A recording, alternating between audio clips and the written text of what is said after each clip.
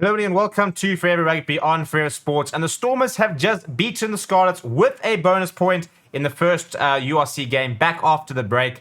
And it was really a sort of a first half blitz that saw the Scarlets kind of blown away. And despite a much improved second half performance, there was just far too much to do. The Stormers looked very impressive for the early stages. They kind of tapered off a little bit, but at the end of the day, the job was done. And that's kind of the main thing. They leave with maximum points. They move further up the log, and they keep their really good start to their title defense going. Before we break down the game, please do smash like on the video. Please do subscribe to the channel as well. If you go and look at sort of the timeline, it all started in the 4th minute when Dan Jones missed an early penalty, and they were made to pay for it. Herschel Yankees, who came on as an early blood replacement, found a bit of space, saw a half gap at a breakdown right by the poles, reaching over, getting the first try in the 14th minute. Kate Volta adding the extras. Leland Zas then a very good counter-attack, intercepting the ball. A couple of good hands there before Zas went back down the angle. It was 12-0 after 18 minutes. Kate Volta with a conversion. 3 minutes later, Ernst van Rijn 19-0 after 22 minutes. And after that, you do sort of feel that the game was always going to be in the hands of the Stormers. But Ryan Conbeer did go over for a 10th try. He actually went over for an 11th try in the season so far later on.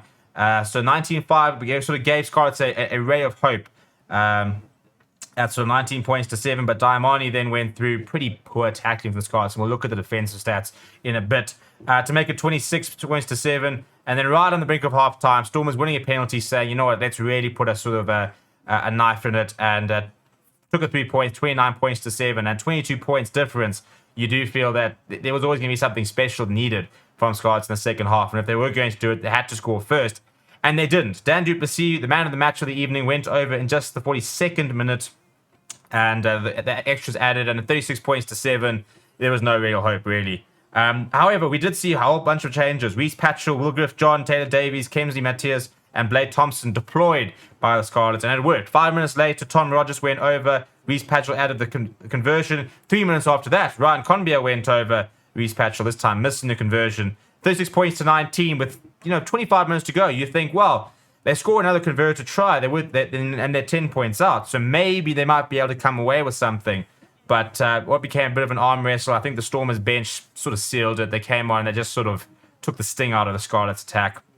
And if we look at some of the stats, 50-50 really, possession. 49 for Stormers, 51 for Scarlets.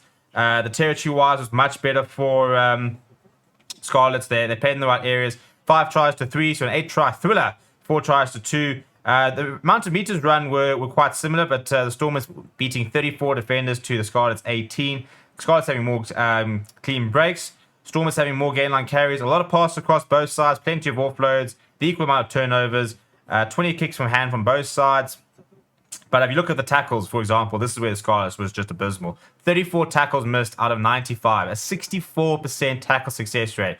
You don't win games like that, unfortunately. The Stormers, on the other hand, not perfect, but 114 of 133 reads a lot better. Goal kicking success rate, Scarlets did leave 5 points out there. Wouldn't have made a massive difference. I think Stormers leaving 4 points out there. No, I think it's also actually 5 points. So it doesn't make much of a difference. The rush success rate was pretty good for Scarlets. Not brilliant from the Stormers at 93%. Lineouts were a bit of an issue for Scarlets, missing 3. Whereas the Stormers were pretty good. Scrums as well for the Stormers, I thought, was pretty dominant.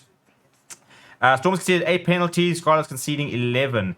What Scarlets did do well is they didn't concede too many penalties inside their own half. In terms of individual matches, I thought that Joseph Dweba had his best game probably this year.